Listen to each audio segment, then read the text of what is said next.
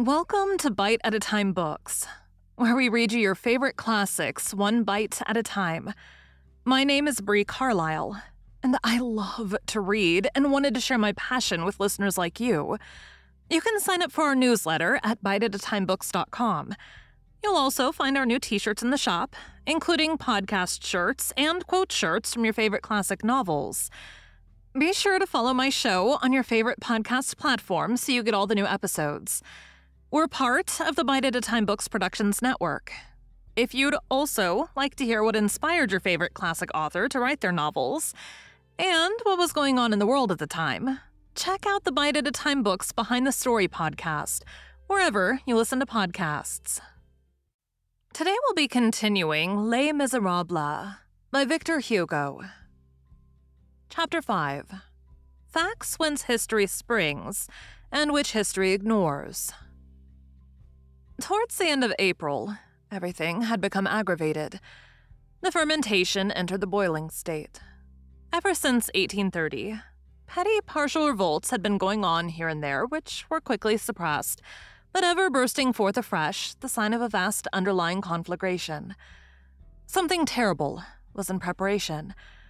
Glimpses could be caught of the features still indistinct and imperfectly lighted, of a possible revolution. France kept an eye on Paris. Paris kept an eye on the Faubourg Saint-Antoine. The Faubourg Saint-Antoine, which was in a dull glow, was beginning its ebullition. The wine shops of the Rue des Charons were, although the union of the two epithets seemed singular when applied to wine shops grave and stormy. The government was there purely and simply called in question. There, people publicly discussed the question of fighting or of keeping quiet. There were back shops where working men were made to swear that they would hasten into the street at the first cry of alarm, and that they would fight without counting the number of the enemy. This engagement, once entered into, a man seated in the corner of the wine shop assumed a sonorous tone and said, "You understand, you have sworn." Sometimes they went upstairs, to a private room on the first floor, and there scenes that were almost Masonic were enacted. They made the initiated take oaths to render service to himself as well as to the fathers of families. That was the formula. In the tap rooms, subversive pamphlets were read. They treated the government with contempt, says a secret report of that time. Words like the following could be heard there. "I don't know the names of the leaders. We folk shall not know the day until 2 hours beforehand." One workman said, "There are 300 of us. Let each contribute 10 sous. They'll make 150 francs with which to procure powder and shot." Another said, "I don't ask for 6 months. I don't ask for even 2. In less than a fortnight, we shall be parallel with the government. With 25,000 men, we can face them." Another said, "I don't sleep at night because I make cartridges all night."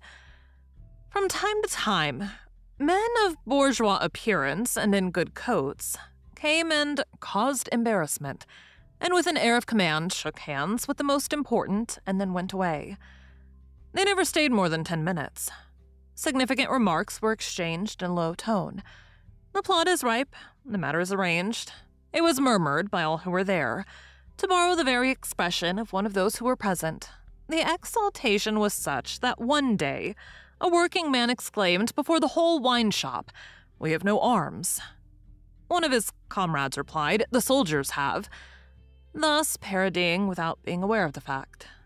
Bonaparte's proclamation to the army in Italy, when they had anything of a more secret nature on hand, adds one report, they did not communicate it to each other.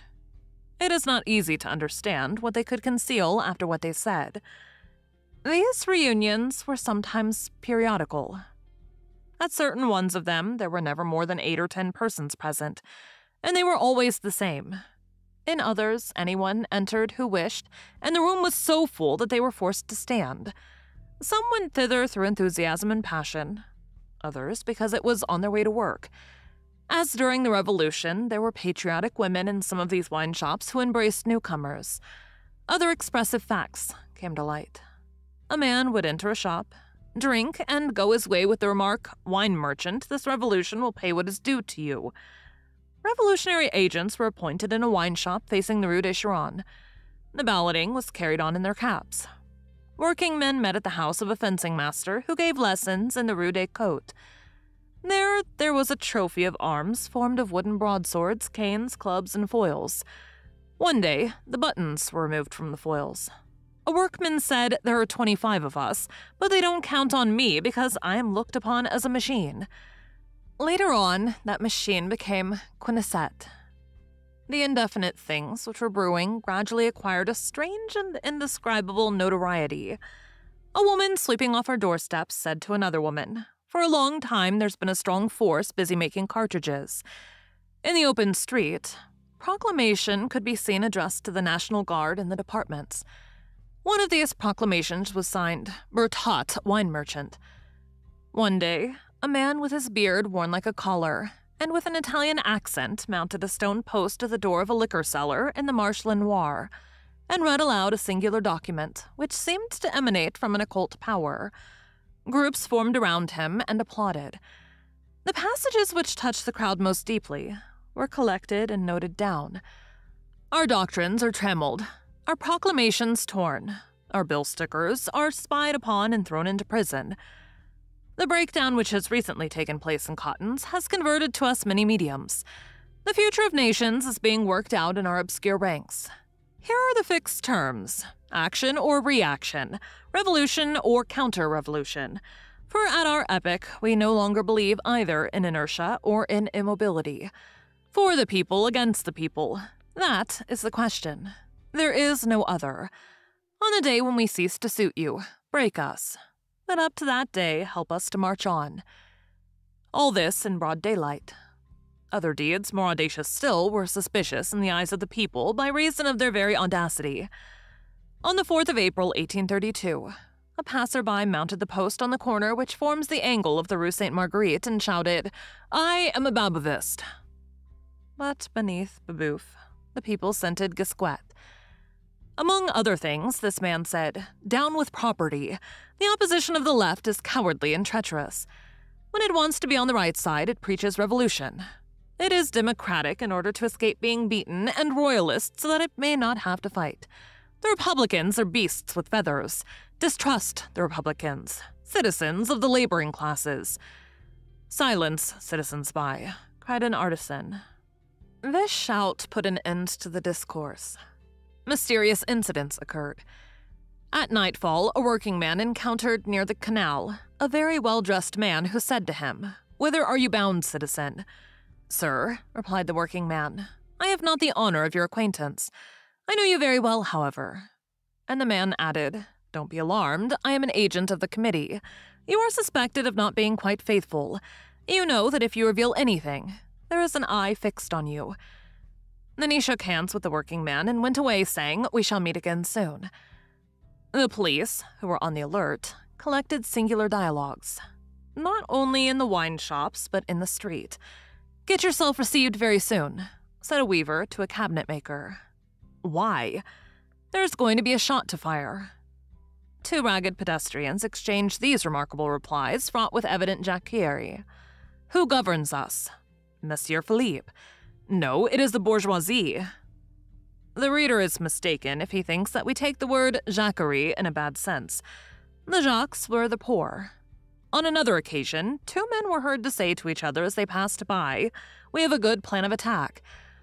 Only the following was caught of a private conversation between four men who were crouching in a ditch of the circle of the Barrière du Trône. "Everything possible will be done to prevent his walking about Paris anymore." Who was the he?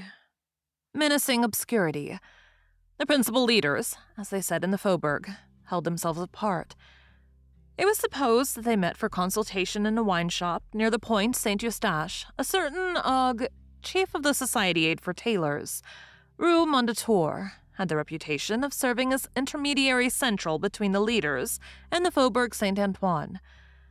Nevertheless, there was always a great deal of mystery about these leaders, and no certain fact can invalidate the singular arrogance of this reply, made later on by a man accused before the Court of Peers. "Who was your leader?" "I knew of none, and I recognized none." There was nothing but words, transparent but vague. Sometimes idle reports, rumors, hearsay. Other indicators cropped up. A carpenter, occupied in nailing boards to a fence around the ground on which a house was in process of construction. In the Rue des Roulis, found on that plot the torn fragment of a letter on which were still legible the following lines. The committee must take measures to prevent recruiting in the sections for the different societies. And as a postscript, we have learned that there are guns in the Rue du Faubourg Poissonnière, number 5 bis to the number of 5 or 6,000 in the house of a gunsmith in that court. The section owns no arms. What excited the carpenter, and caused him to show this thing to his neighbors, was the fact that a few paces further on, he picked up another paper, torn, like the first, and still more significant, of which we reproduce a facsimile, because of the historical interest attaching to these strange documents. QCDE. Learn this list by heart. After so doing, you will tear it up. The men admitted will do the same when you have transmitted their orders to them. Health and fraternity. UOG L. It was only later on that the persons who were in the secret of this find at the time learned the significance of those 4 capital letters. Quinturons, centurions, decurions, eclators, scouts, and the sense of the letters UOG, which was a date and meant April 15th, 1832. Under each capital letter were inscribed names, followed by very characteristic notes. Thus, Q, General, 8 guns, 83 cartridges. A safe man, C. Bobier, 1 pistol, 40 cartridges. Desroulet, 1 foil, 1 pistol, 1 pound of powder. E. Tessier, 1 sword, 1 cartridge box. Exact, Tourier, 8 guns, brave, etc. Finally, this carpenter found, still in the same enclosure, a 3rd paper, on which was written in pencil, but very legibly, this sort of enigmatical list. Unite, Blanchard, Arbsec 6, Barrasoise, Salé à Comte, Kosciuszko, Aubrey the Butcher, JJR, Caius Gracchus, Right of Revision, Dufond, 4, Fall of the Girondists, Derbach, Maubert, Washington, Pinson, 1 pistol, 86 cartridges, Marseillaise, Sovereignty of the People, Michel, Quincampoix, Sword, Hoche, Marceau, Plato, Arbsec, Warsaw, Tilly, Crier of the Populaire. The honest bourgeois, into whose hands this list fell, knew its significance. It appears that this list was the complete nomenclature of the sections of the 4th arrondissement of the Society of the Rights of Man, with the names and dwellings of the chiefs of sections. Today, when all these facts, which were obscure and nothing more than history, we may publish them, it should be added that the foundation of the Society of the Rights of Man seems to have been posterior to the date when this paper was found. Perhaps this was only a rough draft. Still, according to all the remarks in the words, according to written notes, material facts begin to make their appearance. In the Rue Popincourt, in the house of a dealer in bric-a-brac, there were seized 7 sheets of gray paper, all folded alike lengthwise and in 4. These sheets enclosed 26 squares of the same gray paper folded in the form of a cartridge, and on a card in which was written the following: salpetre, 12 ounces, sulfur, 2 ounces, charcoal, 2 ounces and a half, water, 2 ounces. The report of the seizure stated that the drawer exhaled a strong smell of powder. A mason returning from his day's work left behind him a little package on a bench near the bridge of Austerlitz. This package was taken to the police station. It was opened, and in it were found 2 printed dialogues, signed La Hetière, a song entitled Workmen Band Together, and a tin box full of cartridges. One artisan, drinking with a comrade, made the latter feel him to see how warm he was. The other man felt a pistol under his waistcoat. In a ditch on the boulevard, between Père Lachaise and the Barrière du Trône, at the most deserted spot, some children, while playing, discovered beneath a mass of shavings and refuse bits of wood, a bag containing a bullet mold, a wooden punch for the preparation of cartridges, a wooden bowl in which there were grains of hunting powder, and a little cast-iron pot whose interior presented evident traces of melted lead. Police agents, making their way suddenly and unexpectedly at 5 o'clock in the morning, into the dwelling of a certain Pardon, who was afterwards a member of the Barricade Mary section, and got himself killed in the insurrection of April 1834, found him standing near his bed and holding in his hand some cartridges which he was in the act of preparing. Towards the hour when working men repose, two men were seen to meet between the Barrière Picpus and the Barrière Charlatan, in a little lane between two walls near a wine shop, in front of which there was a jeu de siam. One drew a pistol from beneath his blouse and handed it to the other. As he was handing it to him, he noticed that the perspiration of his chest had made the powder damp. He primed the pistol and added more powder to what was already in the pan. Then the two men parted. A certain Gallet, afterwards killed in the Rue Beaubourg in the affair of April, boasted of having in his house 700 cartridges and 24 flints. The government one day received a warning that arms and 200,000 cartridges had just been distributed in the Faubourg. On the following week, 30,000 cartridges were distributed. The remarkable point about it was that the police were not able to seize a single one. An intercepted letter read, "The day is not far distant when within 4 hours by the clock 80,000 patriots will be under arms." All this fermentation was public. One might almost say tranquil. The approaching insurrection was preparing its storm calmly in the face of the government. No singularity was lacking to the still subterranean crisis which was already perceptible. The bourgeois talked peaceably to the working classes of what was in preparation. They said, "How is the rising coming along?" in the same tone in which they would have said, "How is your wife?" A furniture dealer of the Rue Moreau inquired, "Well, when are you going to make the attack?" Another shopkeeper said, "The attack will be made soon." "I know it. A month ago there were 15,000 of you. Now there are 25,000. He offered his gun, and a neighbor offered a small pistol which he was willing to sell for 7 francs. Moreover, the revolutionary fever was growing. Not a point in Paris nor in France was exempt from it. The artery was beating everywhere, like those membranes which arise from certain inflammations and form in the human body. The network of secret societies began to spread all over the country, from the associations of the Friends of the People, which was at the same time public and secret, sprang the Society of the Rights of Man, which also dated from one of the orders of the day, Plovios, year 40 of the Republican era, which was destined to survive even the mandate of the Court of Assizes, which pronounced its dissolution, and which did not hesitate to bestow on its section significant names like the following: Pikes, Tocsin, Signal Cannon, Fig-in Cap, January 21st, The Beggars, the Vagabonds, Forward March, Robespierre, Level, Ca Ira. The Society of the Rights of Man engendered the Society of Action. These were impatient individuals who broke away and hastened ahead. Other associations sought to recruit themselves from the great mother societies. The members of sections complained that they were torn asunder. Thus, the Gaelic Society and the Committee of Organization of the Municipalities. Thus, the associations for the liberty of the press, for individual liberty, for the instruction of the people against indirect taxes. Then the Society of Equal Workingmen, which was divided into 3 fractions: the Levelers, the Communists, the Reformers, then the Army of the Bastilles, a sort of cohort organized on a military footing. 4 men commanded by a corporal, 10 by a sergeant, 20 by a sub-lieutenant, 40 by a lieutenant. There were never more than 5 men who knew each other. Creation, where precaution is combined with audacity and which seemed stamped with the genius of Venice. The Central Committee, which was at the head, had 2 arms: the Society of Action and the Army of the Bastilles.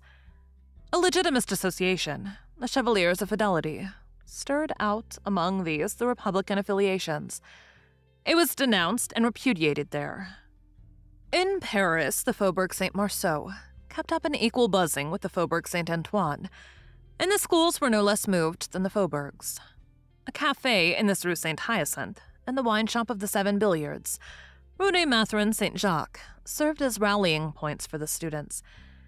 The Society of the Friends of the ABC, affiliated to the Mutualists of Angers, and to the Courgourde of A, met, as we have seen, in the Café Musain.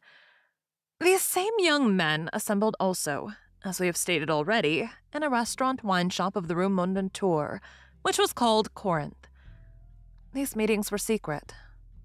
Others were as public as possible, and the reader can judge of their boldness from these fragments of an interrogatory undergone in one of the ulterior prosecutions. Where was this meeting held? In the Rue de la Paix. At whose house? In the street. What sections were there? Only one. Which? The Manuel section. Who was its leader? I. You are too young to have decided alone upon the bold course of attacking the government. Where did your instructions come from? From the Central Committee.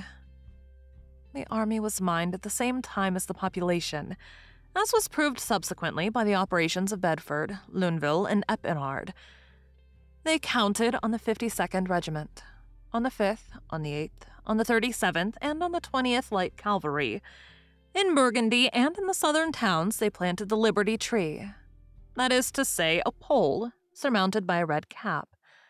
Such was the situation. The Faubourg Saint-Antoine, more than any other group of the population, as we stated in the beginning, accentuated this situation and made it felt. That was the sore point. This old faubourg, peopled like an anthill, laborious, courageous, and angry as a hive of bees, was quivering with expectation and with the desire for a tumult. Everything was in a state of agitation there, without any interruption, however, of the regular work. It is impossible to convey an idea of this lively yet somber physiognomy. In this faubourg exists poignant distress hidden under attic roofs. There also exist rare and ardent minds. It is particularly in the matter of distress and intelligence that it is dangerous to have extremes meet. The Faubourg Saint-Antoine had other causes to tremble, for it received the countershock of commercial crises, of failures, strikes, slack seasons, all inherent to great political disturbances. In times of revolution, misery is both cause and effect. The blow which it deals rebounds upon it. This population full of proud virtue, capable to the highest degree of latent heat, always ready to fly to arms, prompt to explode, irritated, deep, undermined, seemed to be only awaiting the fall of a spark. Whenever certain sparks float on the horizon, chased by the wind of events, it is impossible not to think of the Faubourg Saint-Antoine and of the formidable chance which has placed at the very gates of Paris that powder-house of suffering and ideas. The wine shops of the Faubourg Antoine, which have been more than once drawn in the sketches which the reader has just perused, possess historical notoriety. In troublous times, people grow intoxicated. They're more on words than on wine. A sort of prophetic spirit, and an afflatus of the future circulates there, swelling hearts and enlarging souls. The cabarets of the Faubourg Saint-Antoine resemble those taverns of Mont-Aventine, erected on the cave of the Sibyl, and communicating with the profound and sacred breath. Taverns where the tables were almost tripods, and where was drunk what Ennius calls the Sibyl wine. The Faubourg Saint-Antoine is a reservoir of people. Revolutionary agitations create fissures there, through which trickles the popular sovereignty. This sovereignty may do evil. It can be mistaken like any other. But even when led astray, it remains great. We may say of it, as of the blind Cyclops, engines. In '93, according as the idea which was floating about was good or evil, according as it was the day of fanaticism or of enthusiasm, there leapt forth from the Faubourg Saint-Antoine, now savage legions, now heroic bands. Savage. Let us explain this word. When these bristling men, who were in the early days of the revolutionary chaos, tattered, howling, wild, with uplifted bludgeon, pike on high, hurled themselves upon ancient Paris in an uproar, what did they want? They wanted an end to oppression, an end to tyranny, an end to the sword, work for men, instruction for the children, social sweetness for the woman, liberty, equality, fraternity, bread for all, the idea for all, the Edenizing of the world, progress. And that holy, sweet, and good thing, progress, they claimed in terrible wise, driven to extremities as they were, half-naked, club in fist, a roar in their mouths. They were savages, yes, but the savages of civilization. They proclaimed right furiously. They were desirous, if only with fear and trembling, to force the human race to paradise. They seemed barbarians, and they were saviors. They demanded light with the mask of night. Facing these men, who were ferocious, we admit, and terrifying, but ferocious and terrifying for good ends, there are other men, smiling, embroidered, gilded, beribboned, starred, in silk stockings, in white plumes, in yellow gloves, in varnished shoes, who, with their elbows on a velvet table beside a marble chimney-piece, insist gently on demeanor and the preservation of the past of the Middle Ages, of divine right, of fanaticism, of innocence, of slavery, of the death penalty, of war, glorifying in low tones and with politeness the sword, the stake, and the scaffold. For our part, if we were forced to make a choice between the barbarians of civilization and the civilized men of barbarism, we should choose the barbarians. But thank heaven, still another choice is possible. No perpendicular fall is necessary in front any more than in the rear. Neither despotism nor terrorism. We desire progress with a gentle slope. God takes care of that. God's whole policy consists in rendering slopes less steep. Thank you for joining Bite at a Time Books today. Well, we read a bite of one of your favorite classics.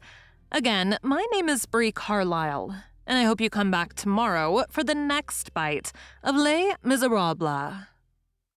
Don't forget, you can sign up for our newsletter at biteatatimebooks.com. And while you're there, check out our t-shirt shop. You can look in the show notes or on our website, biteatatimebooks.com, for the rest of the links for our show. We'd love to hear from you on social media. You can find us everywhere at Bite at a Time Books.